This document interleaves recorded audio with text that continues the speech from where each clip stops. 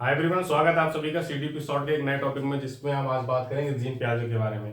तो जीन पियाजे जो कि एक कॉग्निटिव डेवलपमेंट थ्योरी के बारे में जाने जाते हैं, इनका जन्म हुआ था 1896 में 9 अगस्त को स्विट्जरलैंड के जो ये रहने वाले वहां के थे मनोवैज्ञानिक साइकोलॉजिस्ट बोले जाते हैं, और इनकी जो डेथ हुई है वो हुई है 1980 में। इन्होंने जो मेन थ्योरी दी है वो कौन सी दी है? इन्होंने मेन थ्योरी जो इनका प्रमुख सिद्धांत है वो है इनका संज्ञानात्मक विकास का, मतलब इसको इंग्लिश में बोला जाता है कॉग्निटिव डेवलपमेंट। ठीक है। अब कॉग्निटिव डेवलपमेंट के अगर इसके वर्ड की मीनिंग जानना चाहे क्या होती है, तो इसका मीनिंग है जानना, समझना और धारण करना। धारण करने से मतलब यहाँ पे अडेप्ट करना, और समझना मतलब अंडरस्टैंडिंग। अंडरस्टैंडिंग को ये रिलेट करती है थिंकिंग से। इसकी वजह से मैंने इस चीज को यहाँ पे लिखा है। अब थिंकिंग को मैंने डिवाइड किया 2 से 3 चीजों में, उसको मैं बाद में आपको डिफाइन करूंगा। पहले इसको जानते हैं कि संज्ञानात्मक विकास का पहला मतलब हो गया जानना, मतलब नोइंग, किसी भी चीज के बारे में जानना। और संज्ञानात्मक विकास का मतलब डायरेक्ट हमारा बुद्धि की इंटेलिजेंस के डेवलपमेंट के बारे में होता है कि बच्चे के मस्तिष्क का विकास किस तरीके से हो रहा है। और अगर आपसे क्वेश्चन पूछा जाए कि संज्ञानात्मक विकास का संप्रत्यय किसने दिया है, तो जीन पियाजे ने दिया है। ठीक है। फिर इसमें आता है संप्रत्यय। संप्रत्यय में ये बोला गया है कि अनुकूलन, समायोजन, विकेंद्रीकरण, मतलब संज्ञानात्मक विकास अगर डेवलप हो रहा है तो उसकी वजह से क्या क्या चीजें आगे बच्चे में डेवलप होंगी। बच्चा अनुकूलित होगा, मतलब अडेप्ट करेगा चीजों को, समायोजन करेगा, अडेप्टेशन करेगा, अकोमोडेशन करेगा, विकेंद्रीकरण मतलब उसका सेंट्रलाइजेशन होगा, चीजों को वो समझेगा और उस केंद्र में जाके चीजों को सोचेगा और बाहर चारों तरफ अपने देखेगा।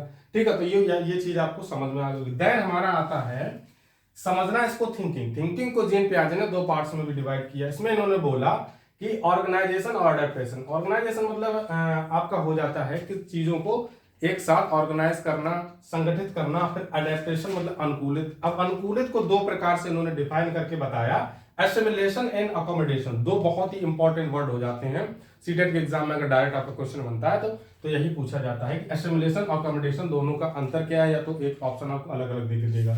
तो एसिमिलेशन का मतलब ये हो जाता है यूजेस हिज पास्ट नॉलेज, मतलब कोई बच्चा एसिमिलेशन तब करेगा जब वो अपनी पुरानी नॉलेज को यूज करके कुछ नई चीज करना चाह रहा है सीखने के दौरान। और अकोमोडेशन मतलब जनरलाइजेशन करेगा। कोई बच्चा किसी कार्य को कर रहा है, उसको नहीं कर पा रहा है और बार बार फेल हो जा रहा है, देन अगर उसको हेल्प कर दी जाती है तो उसमें इसका अकोमोडेशन, वहां पे वो अडेप्ट कर लेगा और चीजों को सीख लेगा। तो आपका एसिमिलेशन, अकोमोडेशन, आपको दोनों चीजें समझ में आ गई होंगी। ठीक है। इसके बाद इन्होंने जो कॉग्निटिव डेवलपमेंट की स्टेजेस है उसको 4 पार्ट में डिवाइड किया। ये आपका मोस्ट इंपॉर्टेंट पोर्शन हो जाता है। और ये जो वर्ड्स मैंने यहाँ पे लिख रखे हैं इन पे फोकस करें, क्योंकि अगर आप किसी भी ऑप्शंस में अगर आप संज्ञान जीन पियाजे से रिलेटेड या संज्ञानात्मक विकास से रिलेटेड कोई भी क्वेश्चन है उसके आंसर्स में आप देखेंगे तो आपको ये वर्ड्स मिल जाएंगे जो मैंने यहाँ पे लिख रखे हैं। ठीक है। अब आते हैं यहाँ पे। तो यहाँ पे इन्होंने 4 पार्ट में डिवाइड किया, मैंने शॉर्ट ट्रिक में बना के रखा है SPCF। मतलब पहला हो गया एस से सेंसरी मोटर, पी से हो गया प्री ऑपरेशनल, सी से हो गया कॉन्क्रीट ऑपरेशनल और एफ से हो गया फॉर्मल।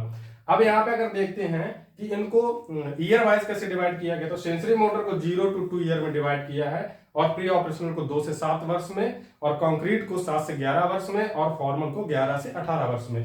अब यहाँ पे अगर देखें हम कि किस स्टेज में बच्चा कौन कौन सी चीजें सीखने लगता है और कौन से कीवर्ड्स हैं जिनके हिसाब से हम ये अंदाजा लगा सकते हैं। हमसे अगर क्वेश्चन पूछा जाए कि जैसे पूछा जाए कि बच्चे की जो चिंतन क्षमता होती है, या सुनने की और चलने की, या फिर किसी चीज को टच करने की, या फिर उसको जो टेस्ट डेवलप होता है वो किस स्टेज में होता है जीन पियाजे के संदर्भ में, तो आप बताएंगे सेंसरी मोटर स्टेज बच्चे की होती है, जहां पे वो थिंक करना स्टार्ट करेगा, सुनना स्टार्ट करेगा, वॉक करना स्टार्ट कर देगा, टच वो चीजों को छू के महसूस करना भी स्टार्ट करेगा, और टेस्ट। और यहाँ पे उसका मतलब बच्चे का सेक्सुअलिटी भी हाई लेवल पे होती है, क्योंकि वो बच्चे के जो कामुकता होती है वो भी बहुत ज्यादा होती है। तो यहाँ पे सेंसरी मोटर में आपके ये कीवर्ड्स है, इन पे आपको फोकस करना है। ऐसे ही आपका प्री ऑपरेशनल में आ जाता है, बच्चे को सिंबल समझ में आने लगते हैं। कोई सिंबल देखता है, जैसे उसने उसके दूध की बोतल हो गई, या फिर कोई चीज उसका खिलौना है, तो वो सिमिलराइज करता है। उसको खिलौने में नहीं पता है कि खिलौना उसका फुटबॉल का है या फिर और भी किसी चीज का है,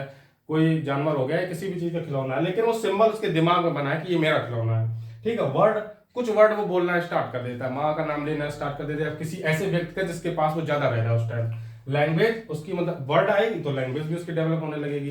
कुछ चीजों को वो रो रो के बताने भी लगता है। ठीक है। जिसको लॉजिकल रीजनिंग और रिवर्सिबिलिटी और कंजर्वेशन और कलर, मतलब यहाँ पे जब कंक्रीट थिंकिंग पे आ जाते हैं, कंक्रीट ऑपरेशनल स्टेज पे आ जाते हैं, जो कि 7 से 11 वर्ष की होती है। जब कोई बच्चा 7 से 11 वर्ष के स्टेज में आएगा, और जीन पियाजे ने बताया कि यहाँ पे बच्चे की लॉजिकल रीजनिंग, वो लॉजिक भी लगाने लगता है, उसके दोस्त बन जाते हैं, उसका ग्रुप एक बन जाता है, रिवर्सिबिलिटी, वो चीजों को उल्टा सीधा भी कर सकता है अब, और कंजर्वेशन और कलर, जो मतलब अब जो उसके आसपास की जो चीजें हैं उनमें वो कंजर्व भी करेगा, चीजों को समझेगा, और कलर मतलब वहां पे उसको कुछ उसके कलर्स ऐसे होंगे जो उसे बहुत ज्यादा पसंद होंगे। अगर वो उसके पिताजी उसको या पापा उसकी मम्मी या कोई भी शॉपिंग करवाने कहीं भी ले जाते हैं तो उसका कोई फेवरेट कलर हो जाएगा, वो उसी चीज कलर की चीजें ज्यादा पसंद करेगा। तो ये जो उसकी नॉलेज बढ़ रही है, हम देख रहे हैं कि यहाँ से आगे बढ़ते जाते हैं तो बच्चे की नॉलेज कितनी डेवलप हो रही है। फॉर्मल में आ जाता है सिंबल अंडरस्टैंडिंग, अब्स्ट्रैक्ट थिंकिंग और गैंगेज। गैंगेज मतलब यहाँ से रिलेटेड हो जाता है। डायरेक्ट क्वेश्चन आपका ये बनता है कि जीन प्याजी की कौन सी अवस्था में गैंगेज को रखा गया है, तो आप बताएंगे फॉर्मल ऑपरेशनल स्टेज जो होती है वहां पे गैंगेज को रखा गया। अब्स्ट्रैक्ट थिंकिंग हो जाती है यहाँ पे। अब्स्ट्रैक्ट थिंकिंग का मतलब हो जाता है डाइवर्स थिंकिंग, जिसको हम डाइवर्जेंट थिंकिंग भी बोलते हैं अब्स्ट्रैक्ट थिंकिंग को, ठीक है। सिंबल एंड अंडरस्टैंडिंग, सिंबल से रिलेशन भी यहीं पे हो जाता है कि प्री ऑपरेशनल की जो स्टेज है वही फॉर्मल स्टेज है, लेकिन यहाँ पे हम लो पे बात करते हैं। यहाँ पे बच्चा बहुत आगे निकल चुका है, अब उसको सिंबल मतलब मैथमेटिकल्स जो उसके लॉजिक है वो क्लियर है, रीजनिंग भी सॉल्व कर सकता है, मैथ्स के क्वेश्चन भी सॉल्व कर सकता है, उसकी लैंग्वेज भी क्लियर हो गई है, अब वो बहुत अच्छे से बात भी कर सकता है, उसकी थिंकिंग लेवल भी बहुत अच्छा हो सका है, और अब्स्ट्रैक्ट थिंकिंग मतलब डाइवर्जेंट थिंकिंग भी वो कर सकता है।